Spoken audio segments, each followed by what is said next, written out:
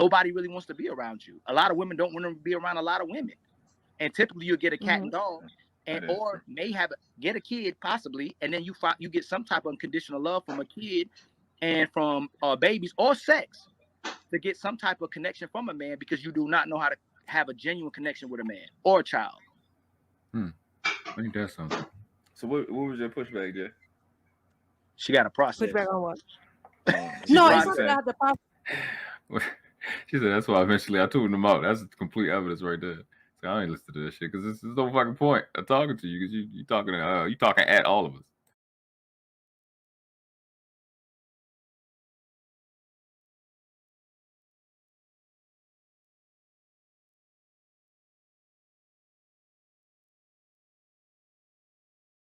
Why are you up? Because I got some important shit going on here. What do you think? The world-class.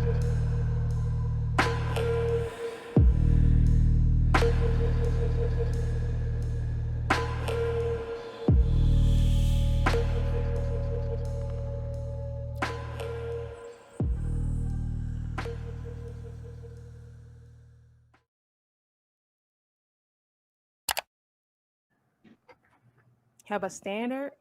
You had a standard, like this man got to make this amount of money. He got to look this way. He got to be light skinned with hazel eyes. You have all that shit on your Why list. you had to say light skin? Jesus. Oh, okay. He was dark as fuck like me and beautiful like me. So okay, it don't matter. We had our son pretty young, so I do take accountability. Do you have a list? For me. No, I'm not saying that, baby. I'm saying, do you have like a list that the boxes that the men are supposed to check before you like start messing with them? Not at that age, no. Because what I was trying to tell you was, because it's just like I said, you like the man, and maybe he didn't meet all the requirements that you like you wanted to be in a man, and you wrote the rules for him. That's my point. If a man come into your life and you like you in love with this man, like you feel like you in the mood, whatever, those rules are meant to be broken. You see what I'm saying? And I know your rule is like, I only want to have one baby. Cool, no problem. Nobody disagreeing with you. But if that nigga come into your life and they be like, hey, babe, listen, man, I'm doing great, this and that, I want you to have my baby. You will, most likely you will give him. No, and I'm gonna tell you why. I don't believe that you can fall in that kind of love more than one time. I think you have that person that you probably love all the way down to the core, and then everything after that is like maybe like a strong like. But I only think you can really, really, really fall in love one time, and I've already had that. And oh damn, never mind. You should be with that person that you love like that, because sometimes you're not thinking logically when you in that kind of love. So yeah, I don't think you fall in that kind of love more than one time. I've already had that, and it didn't work out. I don't think he was in. I don't think. Look, to me, and I'm just shit. How was he gonna tell her what she's experienced? Shit, I forgot he said this. Fuck. Hold up, I gotta get all of them. I got everything I got. Not on my property. Not around my niggas. He can't. I can't like. I didn't know if you knew this. No, I'm just asking you what's going on. Then I get that. get I don't know why you're not listening to me. No hair. Back up for a second. I just want to get clarity. You hear what you're saying out loud, brother? What? Bro, what are you talking about, man? I don't know what that means. I don't know what that means, and I don't want you to keep going.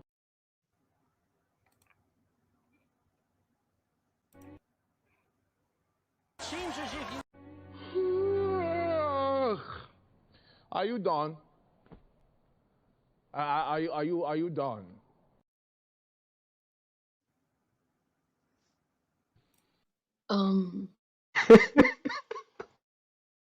Wow, Lord.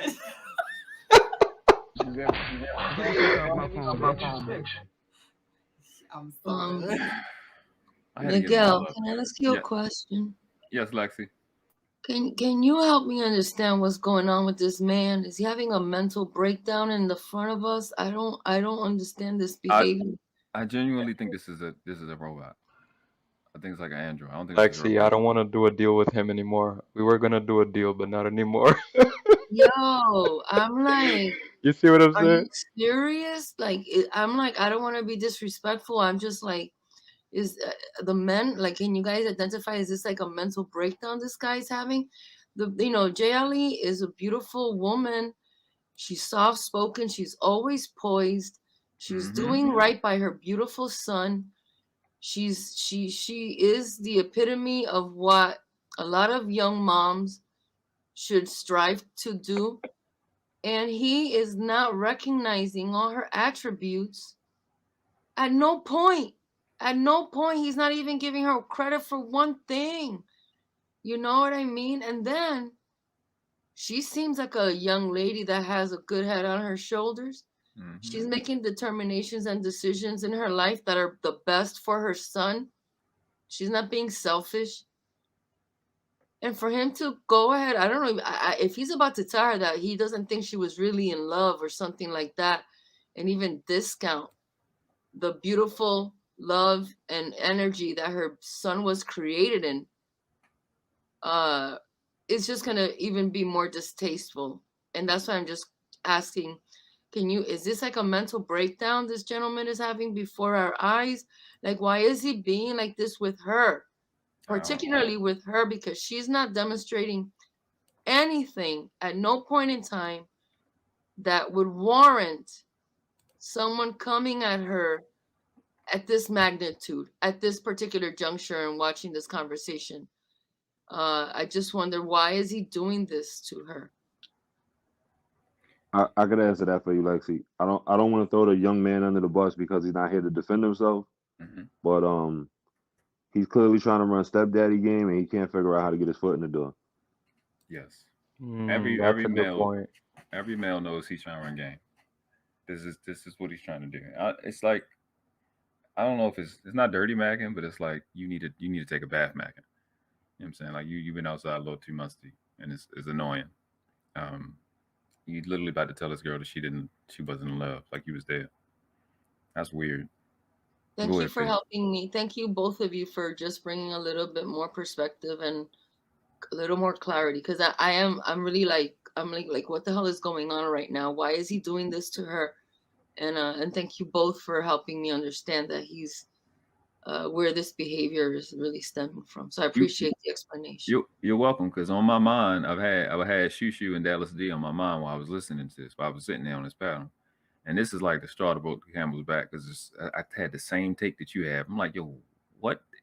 Maybe it was late. Maybe he had drank a little bit. Maybe he had a few sips. He seemed like he Muslim, so he shouldn't be drinking, but I don't know. I have no idea. I'm so confused. This shit stressed me out. I hate incoherence. I'm just saying, for my personal beliefs too, or feelings, or just, I can almost say, I like speaking in facts, but I know it might bother people when I say it. But the only way I can truly love a woman is if I take care of her. That's what I believe with men. The only way a woman can ever truly love a man is if she's loving him for his survival and she's loyal to him. There's no way she can leave him if she truly loves that man. There's no way. And I'm talking about if she understands the nature of man.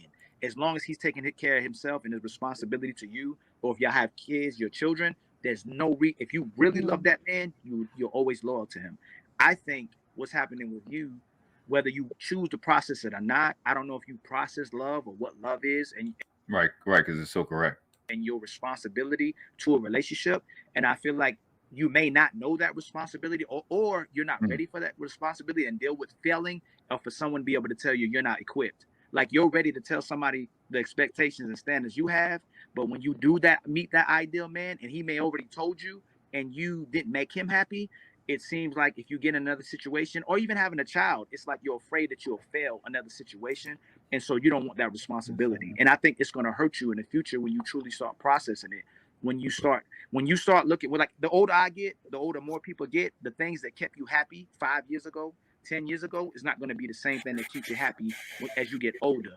Love and the relationship you have with a person is the thing that's going to sustain us more than anything, more than money, more than success, more than the car, house, all those things. So I just hope it doesn't hold you back from the fear of risking something in fear of failure. Jay. I definitely agree with that. And like I said, I will probably, change my thought process in a couple years. But honestly, being a mom does take. Which was another key point for the men that's listening. She said it again today, maybe 50% of what I said, right? I don't know. I don't know, bro. A lot of Maybe time, a lot of energy. So I'm not prioritizing dating right now. I am prioritizing my son. So yeah, it may change, but at the same time, I don't think I need to get married to get what you're talking about me getting. Y'all, how y'all saying y'all prioritizing y'all sons? And again, all due respect and respecting y'all and being peaceful and loving y'all. How y'all keep saying y'all prioritizing y'all son and y'all not with the baby's father? All right, I'm just let Jay respond before, because it makes perfect sense what she about to say. And y'all not that's your greatest investment now. You made a decision to have a child. Like, okay, you know what I do now? Honestly, swear to God on my life. When I meet women now and I know that they had a child with somebody else, my lame simping self would have been like, man, that man a sucker. He's stupid. He messed it up with you. He should have done this. So he just showed his habit, his history of dirty macking. So he got some fucking 2022 version of dirty macking. Like, I needed, my little musty macking. Now, if I meet a woman that has a child, I tell her go back to him as long as he wasn't toxic and abusive, and he didn't do something that was extremely detrimental. That's your greatest investment. That's the child. How are y'all saying you're prioritizing your son and you're not prioritizing the father? But she did. And having a relationship with him. We're not compatible. So. Right. But her not being compatible with him has not forced her to decide, you know what, because we're not compatible, you left us. We're going to alienate you from the father. She's not doing that. And sometimes you're not going to be with the person that you had a baby with. Accidents happen. Birth control pills don't work. One night stands. You got passport bros that's advertising conquer. So unwanted pregnancies are going to occur. Yes, that's exactly what I mean. Right. But I mean, she's already said that she's focused on being a mother and prioritizing the relationship her son has with his father. Right. Exactly. Completely went out the window. She said that's the very first thing she said. Her priority is making sure her son has a relationship with the father. So even though she's not with the father, she's still prioritizing him as the father of her son, even if she's not with them. And a woman does that. A woman will put her whole crap to the side and prioritize the man she doesn't want to be with any longer because of the value and significance he is to the children, regardless of how he was in the relationship. It doesn't mean you have to be with him, and just because you're not with him, it doesn't mean he's not a priority. He's the father of your children. So he is a priority. He's not going to be on a pedestal anymore, but you know the significance of his presence in the life of your child and even your own. You know what I mean? To have a father of your child who is also invested in whatever she's doing, right? For her betterment. Hey, I'm here for you. If you need to go run this errand, if you need to take a class, I got him. I'll pick him up. We have a great arrangement. It's not just that I get him on weekends. I'm here. I'll pick him up whenever. We co-parenting. Oh, you can't get to school, pick him up from school right now because you got to stay at work. Don't worry, I got him. Or my mom has got him. You know what I mean? That she prioritizes not just the father, but even probably his whole family in making sure her son knows all his branches. And yes, like Shushu said, that was the first thing she said. I prioritize my son's father in his life. What more and she want? She said it again when she said, this is why I'm not prioritizing dating, is because I'm fostering this relationship. Sorry, but now she's being dragged for not being married to stepdaddy number 2. Right. Thank you. You can't have it both ways. You can't have it's just so incoherent. And I felt like at first I was, I'd be in these conversations and I get it. I get it that you be in the panel, you be on the panel, you go through a live, you do your live, and it just kind of like builds up. You be irritated, but I genuinely was like, yo, I can't be tripping. I'm sitting here watching this, but again, for 3 reasons: it's not my channel, it wasn't my show, and it was her first show, and I didn't want to do the ghetto nigga back and forth shit. The simp niggas fighting over the cute girl, like you know what I'm saying? Like I didn't want to be a part of that, but she handled herself perfectly. She answered the question, and I was like, oh, it should be done, but it's not. It's like it gets worse. Like he's like, all right, that ain't work. I got it. But I want to acknowledge Jey Ali. You know, I love you. You're so beautiful to me. I love your poise. Like you have so much reverence in your presentation, and I just want to really acknowledge that. And it's just a beautiful thing to watch you interact and have and handle what's coming at you, because honestly, it bothers me. It bothers me because I feel like you've answered his questions. You've represented yourself in a magnificent way. And this man who's supposed to be advocating for these things isn't able even to one time to catch a breath. He hasn't even breathed, I think. He's just over there frustrated, rubbing his beard, all this stuff. And it's like, dude, like like the what he's asking you to do, Jey Ali, he can't even do himself. He can't even be a tolerable, poised individual to have a conversation. He can't even bring to the table and present you with a fair power exchange. He can't do that. I almost forgot how to pronounce the word prioritize. Just listening to him. So I appreciate that, Lexie. And I just want to just give everybody a shout out that has gotten on here to share what they've gone through in life, because it's not easy, because people do try to pick apart things that, you know, you've gone through. So yeah, I'm not with my son's dad, you know, and just sharing this and just being vulnerable. It is hard sometimes because this stuff stays on YouTube. So anybody can go back to this and try to pick it apart, you know, and a lot of stuff that I say, you know, it's my opinion. If I feel like, you know, you can't be in love or whatever, or me and his dad weren't compatible, that's just me sharing how it went. I can't change. I can't take anything back. You know, we probably should have waited, you know, to have my son, but my son is here. So I have to move forward. I have to make the best decisions for me and my son. I'm not out here doing it all over and over again, you know, so I just have to take, you know, I have to accept the decision I've made and take accountability for that. And I just got to move forward the best way I can. And that's it. Definitely. I give you props on your poise because I don't have that much couth. Yeah. It was just ghetto decorum on my end because me and podcast ghetto. So you know how it is in the hood. You know, I'm in his house. That's, you know, I ain't gonna put my feet on his nightstand. What was it? What's that shit? Like the coffee table and shit. Speaking of ghetto, look at a podcast comment. Poppy sound like his great grandfather created Dalllas. Being ghetto through the whole shit. He was sliding everybody. He said Brittany B look like she smelled like Alex syrup. I'm sorry. Well, dude is hilarious, bro. He said I look like I'll be in the helicopter throwing food to homeless people. I said, bro, what the fuck shit what are you on?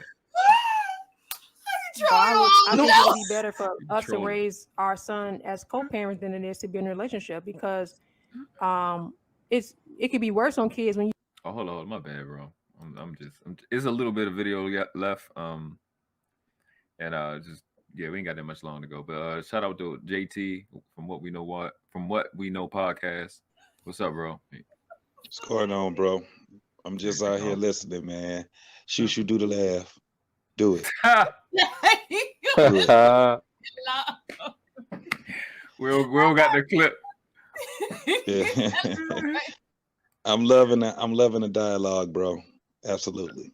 Definitely, man. It's a topic that, you know how even BMU, you know, he had the women up there, and I'm taking his lead actually, and podcast lead, you know, creating a space where, you know, you ladies can have where niggas, the bullshit not gonna happen. I'm actually gonna change the chat to subscriber only next time. So where you can come to a place where the bullshit not gonna be tolerated, and just as passionate as I am about moving my brothers forward, I'm that passionate about protecting the sisters that have shown you, and they sisters, because not just on some Umar Johnson shit. I'm gonna just call everybody queen. They've shown it. I've watched Shushu for a while, I've known Dalllas for like what, a year. Jey Ali is like just recently met her, but y'all see it. It's quick. Some people right away. She's shown in a short period of time that she's not on the fuck shit, and just if I ain't do nothing but just watch this video, like she want us. It's a she want us type of deal. You know what I mean? So, hey, can I add something to what you were just saying? Man, these spaces that we are creating right now, man, that's what we're trying to show the world, that men and women can have real dialogue without women feeling like they have to keep proving themselves. And the way that you break down these conversations, man, it's just showing that even if we don't agree, we have to try to understand each other. And if we can talk with trying to get an understanding, the conversations go just like this. All right, peaceful. And then again, I'm going to reiterate, I'm not trying to demonize them. I'm just pointing out stuff that we do.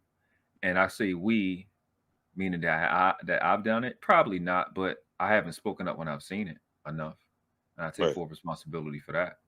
And going forward, I'm going to address it and making sure we have coherent conversations between men and women and men and men and women and women. If I see women doing it to each other, I'm going to call themselves out. I'm going to call them out on that. You know what I'm saying? Can I answer that?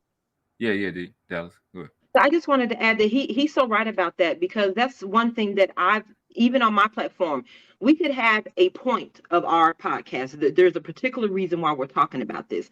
And somebody else can come into the chat, whether they logged in at the beginning of the live or whether they came in the middle. They don't know the pretext. So they throw in their points. Even if what you brought to the table is not why we're here, I'm going to politely let you know that, hey, I see your point. I get that. We're not talking about the day, but that's a good reason to have a part 2. So we're still going to entertain the conversation, even if we're not entertaining it here. But to go to the automatic name calling, to jump into defense mode because somebody brought a different point to the table, that's when it's not about a conversation anymore. And you're right. We've adopted these talking points, and that's all we want to stick to. And there's no logic in anything else. If it's not this talking point, and even when it is this talking point, a lot of these men have gotten to a place where they're so concerned with the male talking point that it doesn't even matter that a female has the same talking point as you, or the same concern as you, or the same worries as you, or wants to see the community strive just as much as you do. You're just stuck in your manhood, just like so many women are stuck in their womanhood. And we've got to get past that. Amen. Anybody else before we play like the rest of this? Before we go on, I just wanted to make this point. I think that the problem is that men are seeing women as the enemy now in general. Yes. And in order for humans, naturalistically, we want an enemy. And as we technologically advance, the enemies have been dropping off. And now we have come to this point where there's a so-called gender war. And men see women as the enemy in general. So we can clearly see that here, that our brother is not giving Jey Ali any leeway, and he just assumed that she was wrong from the get-go. So that's part of the problem here. Whoever you see as the enemy, it is obvious that you're not going to be, you're going to selective hear, right? You're going to hear what you want to hear and not give anybody any leeway. So it's interesting because what that perpetuates is the exact problem that we're trying to avoid, but yet it just keeps going in a circle. So, facts. Yeah, you hit the nail on the head, look.